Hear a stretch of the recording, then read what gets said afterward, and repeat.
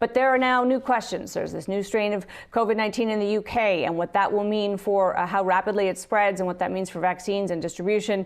And of course, there's still the realization that we need to get from here to there. And between there will be some pain, there will be some bankruptcies, there will be, of course, continued job losses. Kevin O'Leary is with us. He's chair of O'Leary Financial. Kevin, always good to have you with us. Thanks for being here. Great to be here, Amanda. So I wanted to start with just kind of top level for you, what you're watching. There's a lot going on, and obviously investors like to look forward, but there's a lot between here and there that can go wrong. So what are you thinking about as you look at equities right now?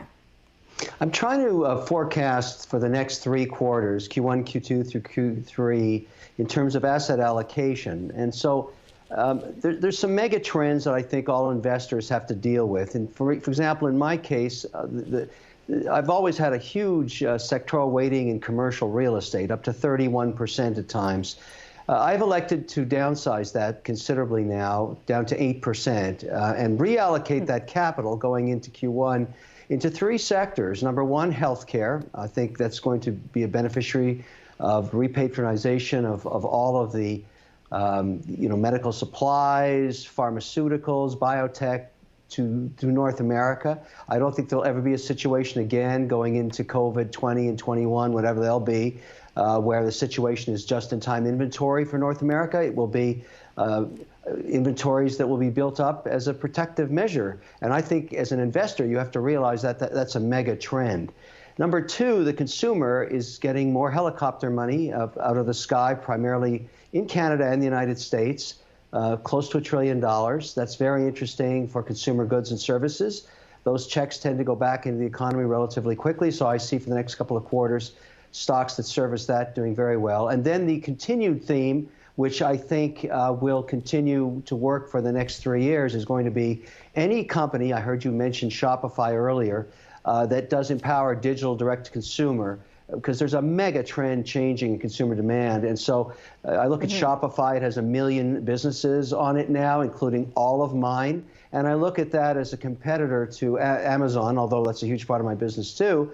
But owning my own customer is very attractive. Shopify provides for that. And DocuSign and CrowdStrike and JD.com and on and on and on. That empowered this digital revolution. Those are my 3 themes. But real estate, I think, for the first time in decades, is going to be a loser coming out of this. So let's talk about that. I mean, commercial real estate kind of held up through, especially the REITs that have the underlying assets. It's held up, Kevin, almost as though people are kind of frozen, waiting to see what happens. Do you think there's a big shoe to drop there for the commercial real estate, and especially those REITs?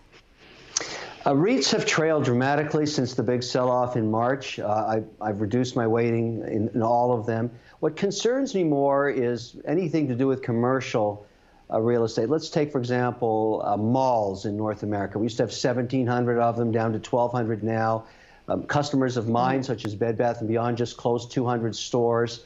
They are the anchor tenant for many malls. Malls, I think, are going to go down to about 500 in the U.S. So if you're long malls, Brookfield, for example, with probably 17% of its portfolio in malls, that's not a good place to be. There's nothing they can do to change consumers who don't want to shop in malls anymore, particularly B-grade malls.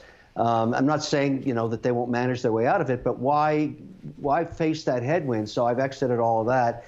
I also think that mediocre stores, individual strip malls, primarily in small American towns, small Canadian cities, they're going to zero. There's no economics that work for that anymore.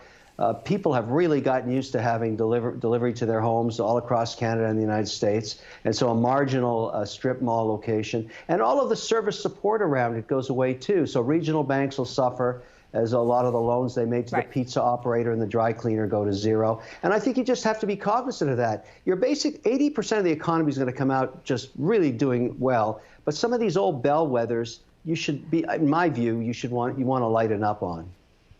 All right. I do want to ask you, we don't have a ton of time here, Kevin, and it's kind of a big question, but there's just this massive disconnect. We've seen it before where markets are at all-time highs, and we know that Main Street is not feeling that, and that there may be considerable pain ahead. As an investor, do you just ignore that and say, stocks are going to do what stocks are going to do, and even though people's personal wealth is eroding and likely to do even worse next year, I'm still going to get rich in the market?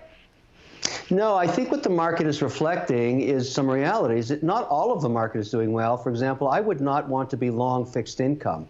I think that's going to be a very dangerous place over the next 2 years as both governments in the U.S. and Canada continue to rain money. Inflation is going to hit the 10-year, and it's going to be an awful, bloody mess when that thing corrects. So I think people lose up to 30% there.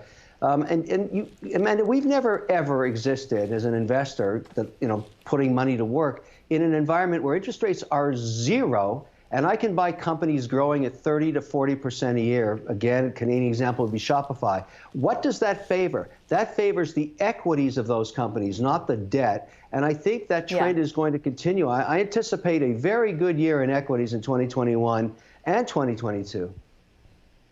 All right, hopefully we can talk early January. We will may get some clarity on the makeup, of course, of Congress after the 6th. So, Kevin O'Leary, great to have you with us. And we probably won't speak before, so have a great Merry Christmas. Thanks so much for your time. That is Kevin O'Leary, who is chairman of O'Leary Financial Group.